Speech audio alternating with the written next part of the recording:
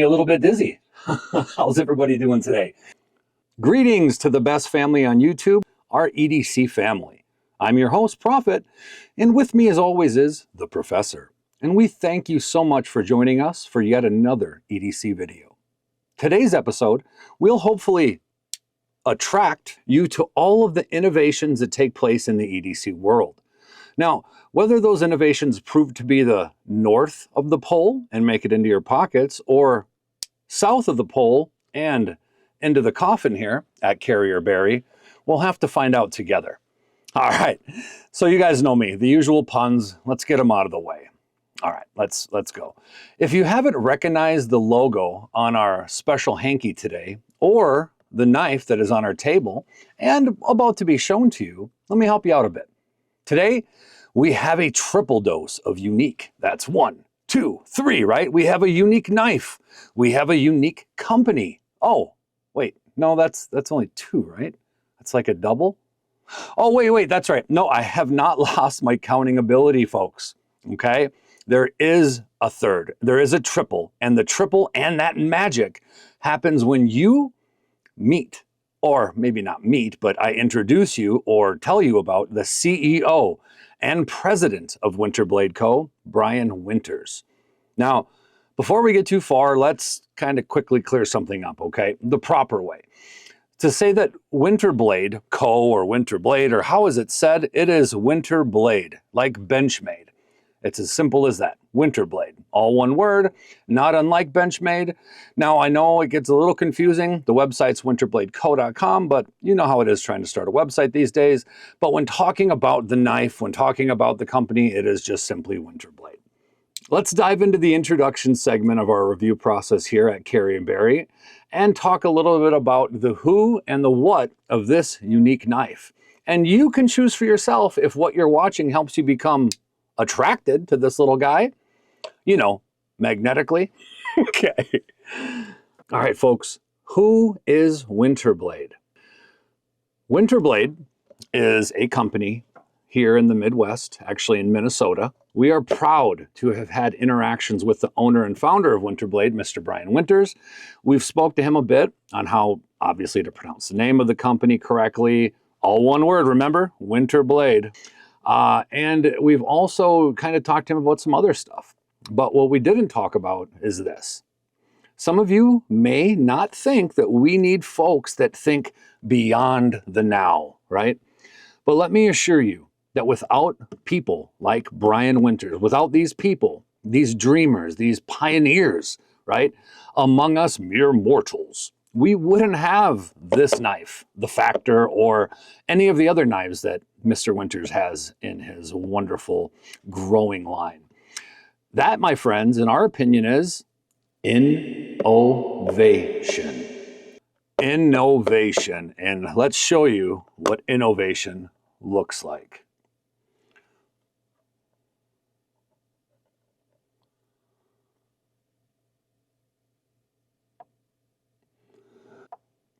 That's right, folks, innovation. We just talked about it. You've seen Professor's awesome little animation. And without innovation, okay, on the surface, this looks just like a really futuristic knife, right? I mean, it's a conversation starter to say the least.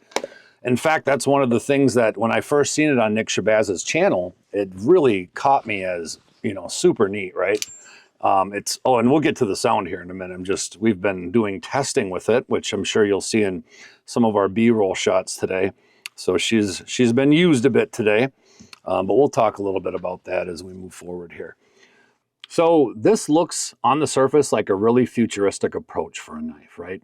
What a conversation starter though. What a fidget-friendly knife. Just looking at it brings up questions to those of you, as it did myself when I first seen it on Nick Shabazz's YouTube channel.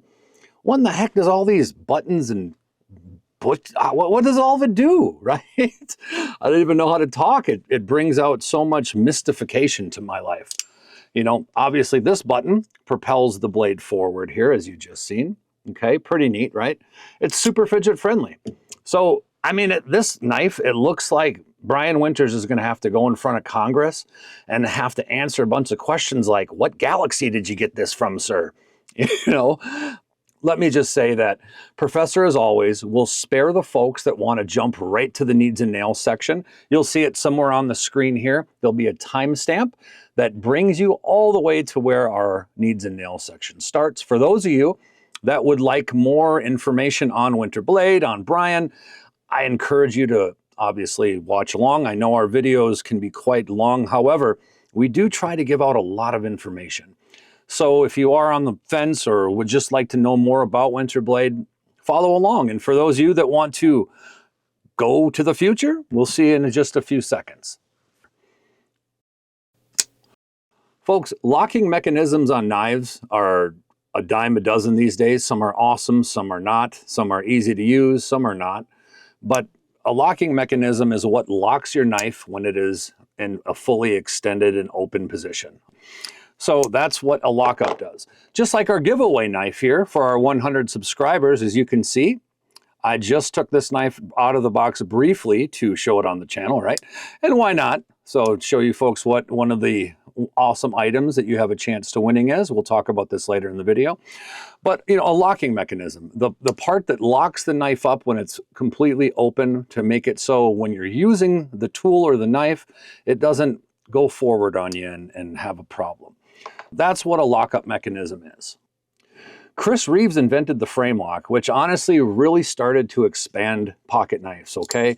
And folding knives, for that example, the world over. Then we have other wonderful pioneers like the Demko brothers, the Hawk family, which has brought us some amazing new ways, not only to lock up your knives, but to keep the mud out of your knives and to bring us the very first ever solid lockup OTF. I mean, we've got some incredible pioneers right now in the knife industry that really get me excited, as you can tell by my voice. Even John Wick fans, okay? They thank people like the Hawk family because we're seeing things that make it into the movies, make it into cinema, but those things are obtainable and they're real, they're tangible now. They're not just something that is dreamt up by Hollywood, but if you try to purchase it, it would never do what it does. That knife in John Wick really does exist, and it really is as amazing as the movie makes it look to be. Anyways, I digress, okay?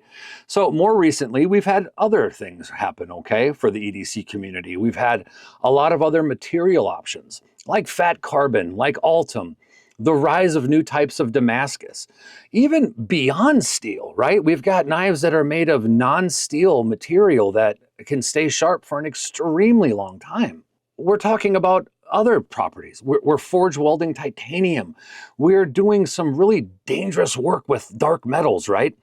So with much thanks to people like Chad Nichols, the Damasteel Corporation, and anyone who has had their ties into helping move this wonderful, wonderful EDC community forward, we thank you. We have pioneers like Dr. Laren Thomas of KnifeSteelNerds.com, which we always like to thank on this channel. And we have super satisfying new ways to open your knives, flipper tabs, crazy things like the kickstop that Lee Williams invented. I know I'm missing so many people, and God willing, our little channel will have the opportunity to have the knives, the makers, the companies all represented as we grow. Okay, and talk about all the wonderful inventions as we move forward here. But today we're talking about something a little bit different. A better way, maybe, to everyday carry? Hopefully, huh? We're talking about, of course, magnets. We're talking about magnets. What is a magnet? On your screen, Professor will probably be showing you a little bit of a wonderful demonstration of what a magnet does. Probably won't take very long, so he's probably already back to you now. Science, please!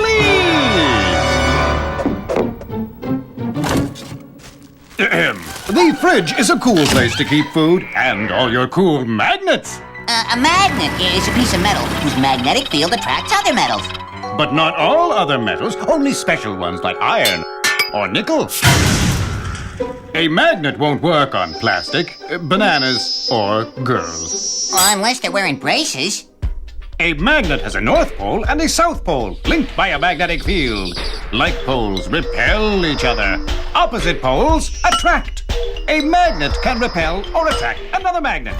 Magnets make getting around a lot Screen, easier. Professor will probably be showing you a little bit of a The compass wonderful needle has been magnetized, demonstration so it of what a always points magnet north. does. Probably The won't needle take very lines up in long, the so he's direction probably of already Earth's back to me magnetic now, field. right? That's Knowing right. Professor. Planet So, Earth is what a do we know giant about magnet. magnets? Well, not as much as Brian, that's for sure. The first time that I took this factor apart right here on the table, the very first time I did it, magnets flew everywhere, broke. It was absolutely chaos. It frustrated me. It infuriated me. It gave me this magnetic push to figure out a way to fix it because I didn't want a broken, fidgety knife. So I contacted Brian. And to my utmost surprise, not only did he get back to me, but he helped me figure out where to purchase magnets, whether or not I should be putting stronger magnets in it, where to get those magnets. I can choose how strong that this knife detents, how strong it opens. It's fantastic. You know, one of the cool things that I do want to say that is a little bit different. So magnets they're really interesting. They're going to outlast us in our lifetime if taken care of. So they can be easily changed out down the road for new ones, and we'll talk about that a little bit later. But most importantly, guys, magnets, they're super fun. I mean, who hasn't played with the magnet? Who hasn't tried to figure out a magnetic field? They're all around us, right? But it takes a true mad scientist to start to put together sharpened steel and rare earth magnets. I'll tell you that much. So for instance, talking about the magnets in my factor, which this, folks, is the second generation of the factor, or the B2. So don't get that confused too much with a whole lot right now. We'll get into that a little bit more later. But being that this is the second generation, when I first took it apart and was looking into it from the YouTube videos, I was looking at the first generation. Then I thought that somebody on the aftermarket sold me a copycat factor, which it is not. It was super funny, and I learned quite a bit.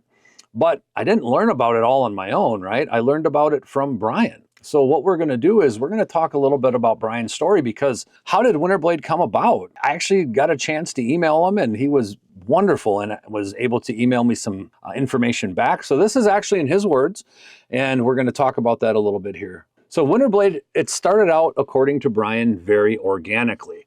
It wasn't really something that he had planned. Very early on, he was doing custom factors, and that's the one that I happened to see first on Nick Shabazz's channel. And they really only distantly resembled what we're currently seeing in these new factors. Brian started posting pics of his work on Instagram. I believe it was in 2019, he said. And then through that and sharing of word of mouth, his Instagram page steadily grew. And over time, he began getting a lot of requests to have a factor made, as well as other designs that he'd started posting. And far, far more than he could ever build himself. In 2021, Brian decided to turn WinterBlade into a full-on business, which thankfully he did. But his new focus for himself was going to be on design, prototyping, and production instead of doing one-off customs, which I can tell you folks right now, I remember back in 2019 trying to get a hold of Brian to have something like this done, and his books were not open, I believe, at the time. It's hard to remember, and you'll have to forgive me, but I knew as soon as I seen it on Nick Shabazz's channel that I really wanted to get it.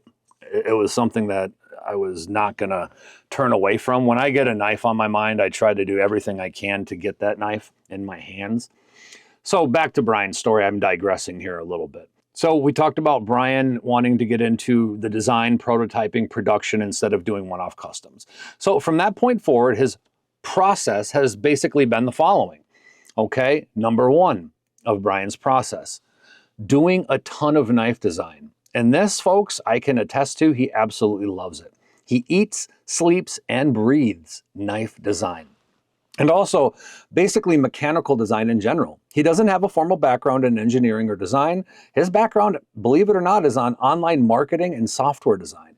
However, he's been building and designing things on his own, not formally, mind you, since he was just a kid and just for fun. Here's a couple of really cool examples of things that Brian built. When he was 7 or 8, he was making mini nunchucks that he called knuckle busters, and he was selling them to his friends and classmates. No joke. When he was around 13 or so, he actually used an antique Ford induction coil to make a handheld shocking gun, basically a homemade stun gun. And yes, he actually shocked himself. No joke. In his late teens, he made an auto-retracting guitar, basically an instrument chord device, like a bass guitar player wanted to buy one from him, but nothing was on the market at the time. So guess what? No big deal. He designed and he built one. And guess what? It worked really well. I'd love to hear from that guy sometime and see if that thing still works for him or if he's kept it all these years. He was also really heavy into RC cars. He raced them throughout his teens, and he would wind his own electric motors. He'd also build his own carbon fiber chassis and other car parts out of the carbon fiber. You guys, this is just, it goes on and on. I'm telling you, some of the stories, I'd love to hear Brian on a podcast one day. And so if any of you people out there are podcast folks, I encourage you to have him on. And yes, he did make knives as well, in his teens especially, including real Freddy Krueger claws with steel blades, pivoting brass finger joints, and leather gloves, the whole 9 yards. And he used those to terrorize the bushes in his backyard. He literally had to build the glove on the slide because his parents obviously were not home, and he was super afraid that they wouldn't appreciate him making Nightmare on Elm Street claws. But if Mr. or Mrs. Winters are watching, this is just a joke. He did not really do that because I don't think they know it to this day, right? So other than that, Brian started doing his own prototyping of his favorite designs. He loves prototyping. It enables him to really keep his machining and knife making skills sharp, but it also helps him to be a better designer because it gives him a much more in-depth, hands-on look at how the mechanisms and the geometry work in real life opposed to just on paper, so to speak. So his prototyping experience feeds back into his designing, and then designing then improves and feeds into his prototyping, right? I mean, you could call it a knife-making symbiosis. Both things help to improve and sustain one another. Okay. Sending his favorite prototypes, okay, and or the favorites of his Instagram followers to third-party OEMs such as Bestech to see them be created in real life, to have them produced. So it's what enables him to keep doing a ton of number 1 and number 2, right? That number 3, sending the prototypes in. If he were doing it in his own house, there's no chance he would be able to put many hours of design and prototyping, and then to have it all done in-house. We would never see these knives. And it's already a complaint that a lot of people have that it takes time to get these. We'll talk a little bit about that later. Brian says that he'd rather let others who have years and years of OEM and production experience handle that end of the business. And honestly, you got people like Bestech that will do that. I love a lot of what they do, right? So, and I know a lot of you guys do too. And then he can focus on new and interesting designs, which I can't wait to see. Perhaps he'll start doing more in-house work in the future, but let's see him bring some people on board first.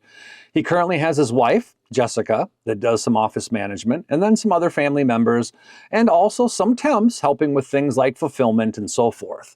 My goodness, you guys, I'm telling you, the more that I get to know him, the more I am super proud to know him. I mean, what a story. So before we get all demagnetized here with all this talk, let's see if this innovation has made the Factor too heavy to carry, like some people say, too dangerous to carry. Let's put the Factor up to some other like-size knives. Let's see what kind of disruptions this knife, and all of the ones WinterBlade has coming out, does to stuff in and around us, right? So what we're going to do now, folks, is we are going to do some size comparisons. Now, you'll have to remember, this version of the Factor is the B2 version. I've said that a couple times. There are 3 current versions of the Factor. There's the first one, the B1. There's this one, the B2, and there's the newest one, the B3. In fact, the B3 has real soon here, I'm not sure when or what date. Again, I haven't spoken to Brian about that, but it will be coming out really soon. So you will have a chance to check it out. Head over to winterbladeco.com. and you can sign up for the email there, and Brian will let you know when those come available for sale. There are still some Severns left on the website, and I believe there are, forgive me, I forget, there was a couple more available still. We'll talk about that a little later. Let's look at the Factor next to some other unique knives, okay? So what better unique knife to look at than this little guy here? I know some of you recognize this mirror polished little beauty with the fantastic little mother of pearl button inlay. This is an automatic knife. Again, always check your local knife laws before you purchase or try to carry an automatic knife. But those of you who do know the Protex that resemble a lot of the S&Gs, let's take a look at these side by side here. We're not going to see a big difference. Obviously in thickness, the WinterBlade really wins every time. Both have reasonable clips. One of the neat things about the WinterBlade is you're going to get much more in the pocket as opposed to a lot more sticking out with the ProTech version here. So we will put that away and let's grab another super unique knife, right? We're looking at unique knives here on the channel. This little guy here is a Paragon. Okay, and how it works is you push the buttons down and the knife kind of flings back into itself, right? It doesn't have magnets assisting it, but it's unique in its own right, which is why I wanted to put it on here next to our little unique magnetic guy here, right? So let's look at these ones open next to each other.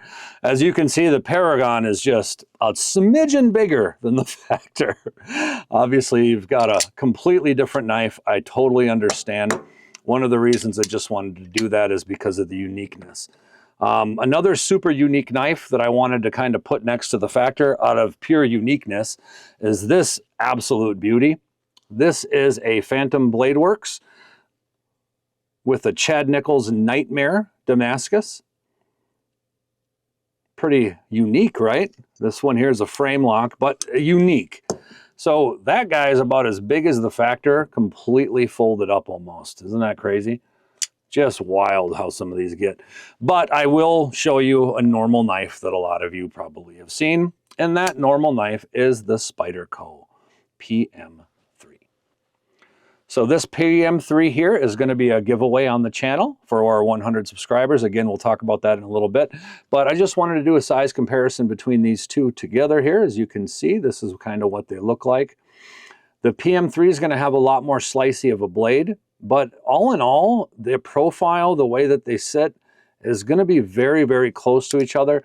Weight-wise, the PM3 on this version is going to be lighter because of the FRN handles, as where you've got carbon fiber and titanium. So, again, this is going to be a giveaway knife. We'll talk about that in a little bit, but I just wanted to show you that deal. Okay, folks, because there's another Factor involved here, we are going to talk about the specs of the Factor real quick. But I might kind of go back and forth, so just pay attention, and I'm sure Professor will either put that on the screen now or he will put it on the screen shortly so you can kind of see everything and have a chance to take a screenshot.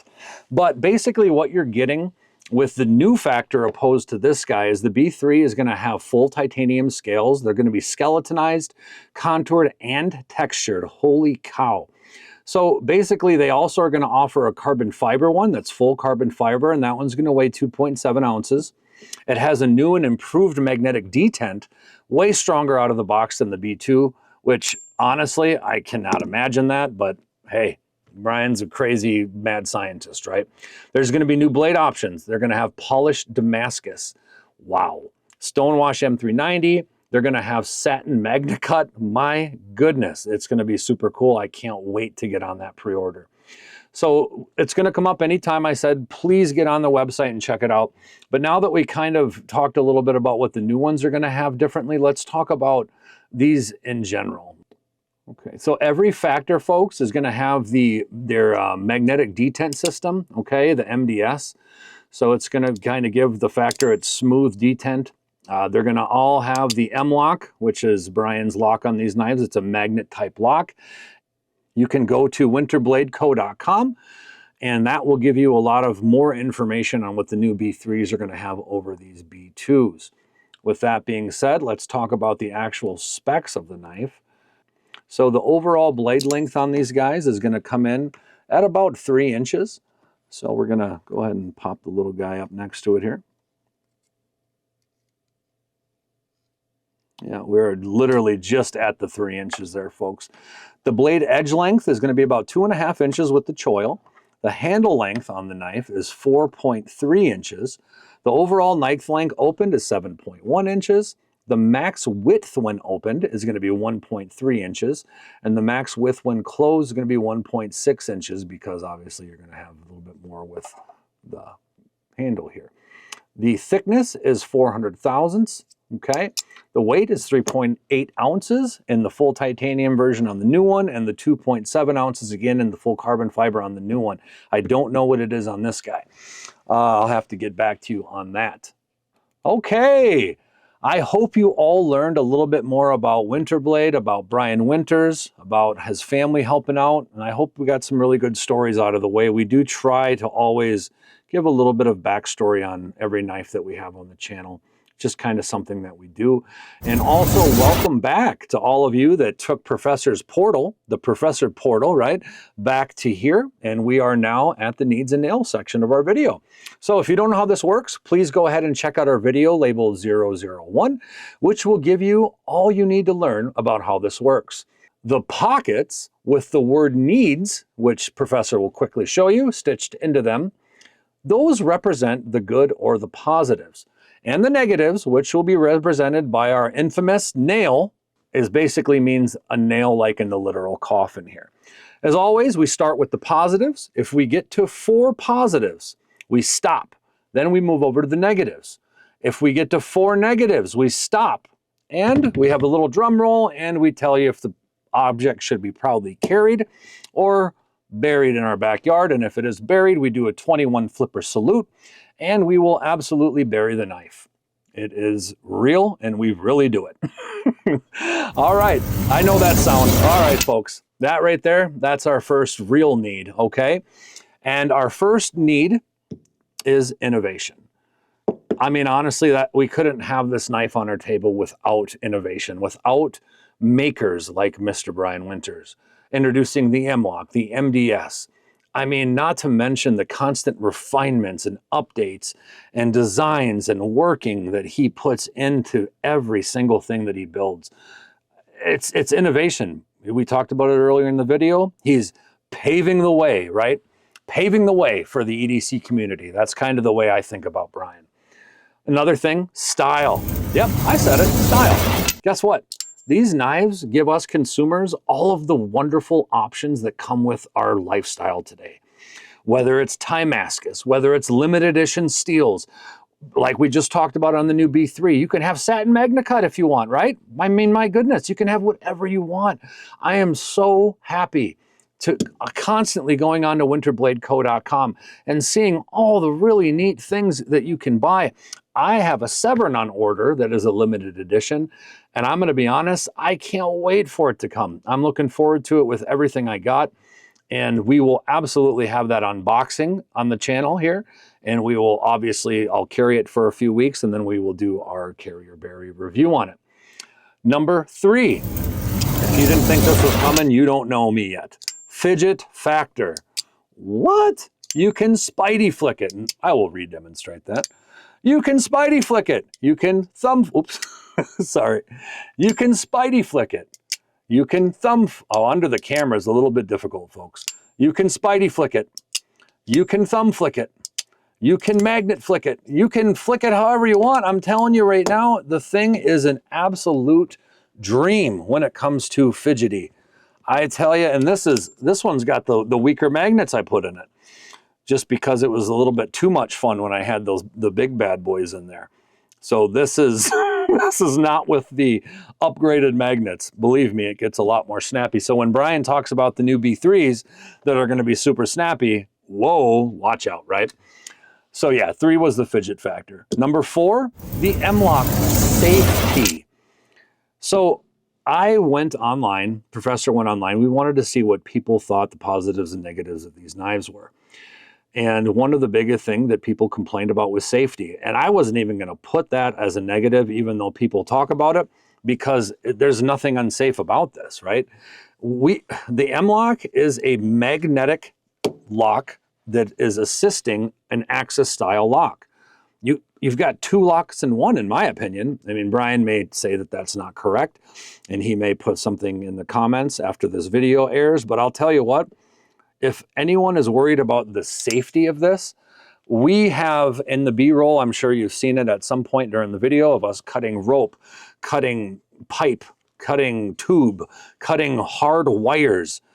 I didn't resharpen this guy or anything. There's a couple little scratches on it from the copper wires, but honestly, we put this little bad boy to the works. Professor doesn't like to put his name behind something. And it's not like that I don't, but Professor especially, he's old school. He's not going to put his name behind something if it's got any issues. So the M-lock safety, okay, there's all kinds of options out there when you talk about locks, and I get that. You've got the tried and true locks that have been around for a long time, like the Access lock. You've got the Triad lock, which a lot of people still to this day say is the best.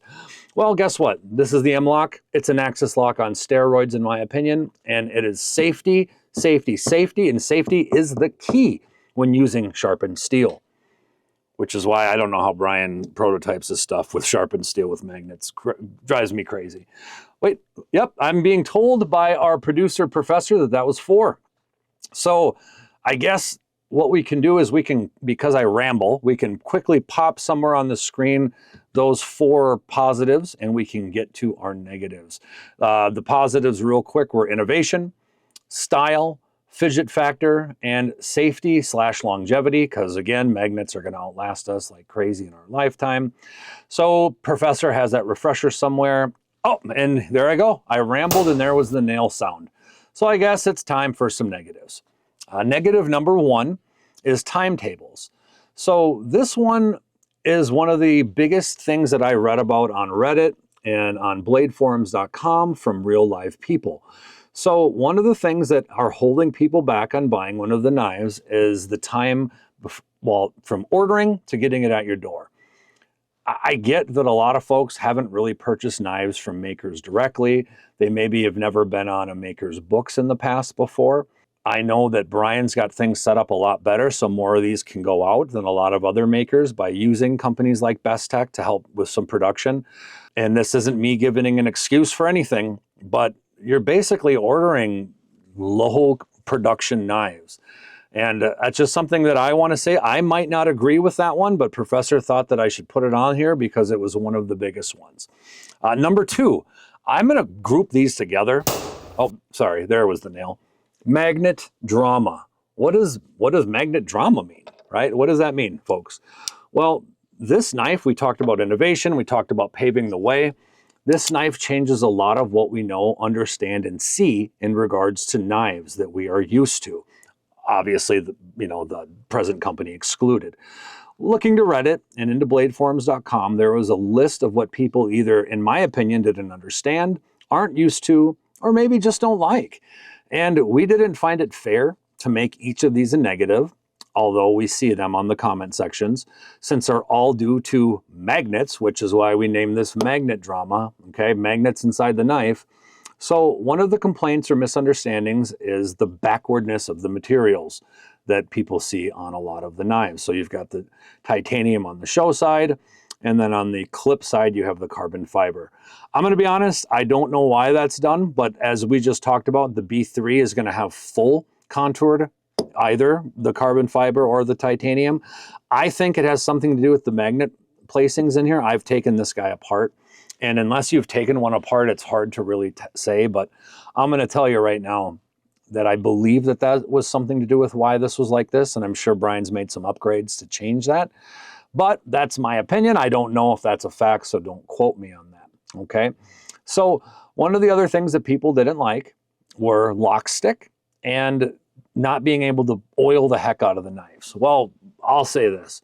You're getting a unique knife. Brian has got some amazing videos and some amazing things on the website that give you specific instructions on how to clean and care for this knife if you do get lock stick on the knife, which when I got this one, it did have. But using it, playing with it, doing the proper cleaning and maintenance, and this knife doesn't have any more lock stick. It sounds amazing when I open it, and there's no more stick. So yes, it's something that happens with this knife, but it can happen with a lot of knives, right? So I'm not going to say that that's a big one for me. And again, we're pushing that into the magnet drama. Another thing that we put under magnet drama is the fact that, and I'm sure you'll see it now, that other things that are metal, okay, will, in your pocket, will stick to the knife. It's got magnets in it. So if you throw a bunch of paper clips in your pocket, let's see if I have any in the drawer here. I happen to have some right here. So if you've got some paper clips in your pocket and you're carrying this guy in your pocket, are they going to stick to it? Yep, they are.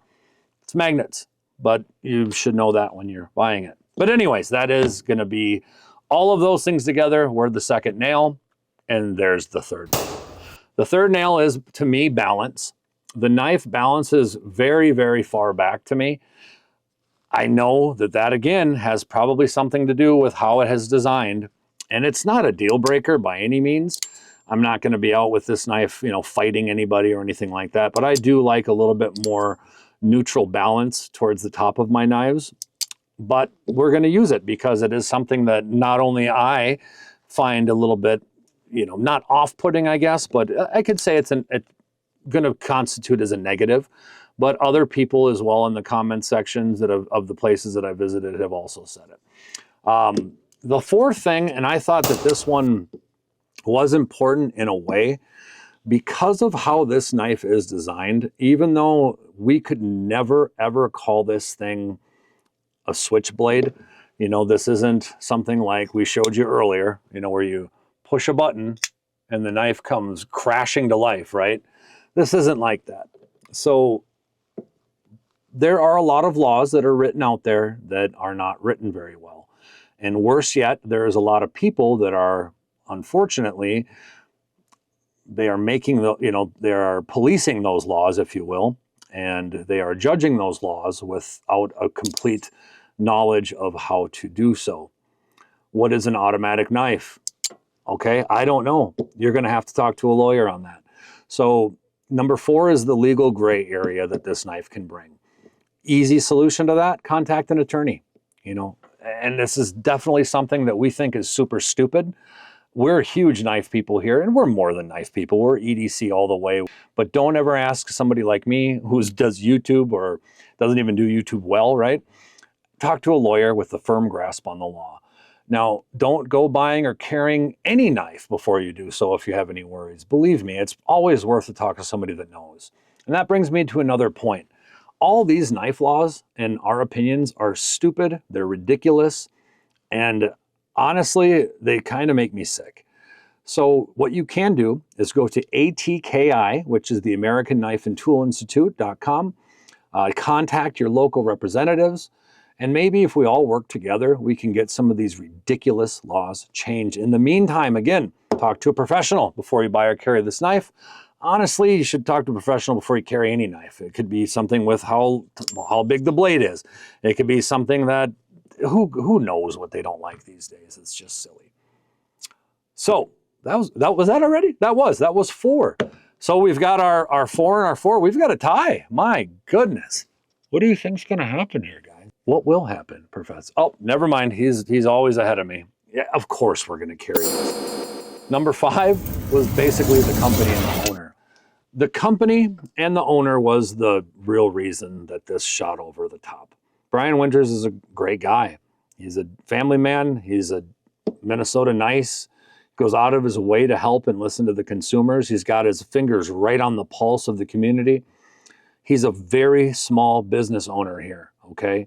And he is trying so hard to make these available for everyone that wants one.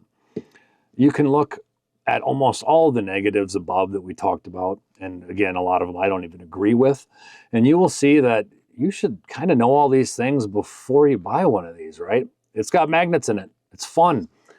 Am I going to be carrying paper clips in my pocket? No, I'm good on that. But what you will see, which did come in handy in our testing, is we were able to just stick this guy right to the fence. That's right. Yeah, see? Stuck right to the fence. I'm telling you guys, how cool is that?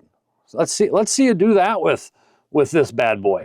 You know, this guy, you put that on a fence, you're going to get snail trails, and it ain't going to be pretty. You know, it's just not going to be pretty. That's why we like WinterBlade. All right. So again, people say, oh, they're too expensive. Guys, if you don't know what good quality knives cost these days, I mean, could they be cheaper? God, anything could be cheaper, man. But again, you're dealing with a small company. for what I'm getting, I know that the steel's heat treated properly. I mean, look at that edge. This is M390 the way M390 should be done. Anyways, there are some things that you just need to live with when you buy one of these knives, okay? You got magnets in your pocket, okay? Just know that, right? It is what it is. So again, let's put our little factor away and let's quickly discuss our giveaway. Folks, we are a very small YouTube channel. We're not growing as fast as anyone would like around here, but again, we're not complaining because we don't do this to grow. We're doing this for fun and we do this for the community. We are going to give away this guy, and I think the box is buried under all my camera stuff here, but I just pulled it out of the package. It's never been used. In fact, this was purchased locally. I forgot where Professor bought it from, but this little guy right here is going to go to one of you. How do you qualify? There's also a flashlight, but again, that's buried. It is an Olight. It is very nice. It is going to get sent to you. It's also brand new. So you have a chance to win this, the Olight, and we also have a few hankies with our logo being made, and once those come out, we will start handing those out as well. How can you win the flashlight or the knife? Great question. For every time that you subscribe, which you get one for, right? You get one for subscribing, you get another for liking a video. So if you like every one of our videos, that's something like another, I don't know, 18, 19 more entries. And then for any time you make a positive comment in the sections that isn't just a couple words, something that's nice or kind or answering someone else's question, but any comment that we consider to be a real comment will actually get you 2 entries. So 2 entries for a good comment. You get an automatic entry for a subscription. You get 2 entries for any shared videos, and you get another entry for every like. Next video, we are going to be compiling all of those numbers, and guess what? We're going to be on that video telling you who the winners are, and the winners just have to contact us in the comment section, and then they can PM us with their address, and we will pay for shipping. All right. And obviously the reason we went with this knife is because it should be legal in most places, and it's a darn good knife. And it does have the lifetime warranty that goes with it because it's new. Folks, that's the giveaway information. I look forward to counting up all the entries here in the next week by the time we do our next video. But our next video is going to be about this little guy. Now, I know you've seen her a couple times on the channel. Oh, she is dirty. Boy, she's a dirty one. So this is an artisan cutlery. We will absolutely do a nice review on this one here very soon. And you'll find out if this one, in our opinion, should be carried or buried. Forgive me, almost. All right, with that, you can find us on almost all social media, right? By just searching for @CarrierBerry. Folks, all you have to do here, oops, forgive me. All you have to do is look for our logo. You can find us on, by the way, all the social media apps by checking out our logo. But until next time, EDC family, keep those blades sharp, keep those flashlights charged, and if you're like me, you guys know my hands, keep those band-aids close. Remember, you are the best tool in your EDC loadout. God bless. See you next time.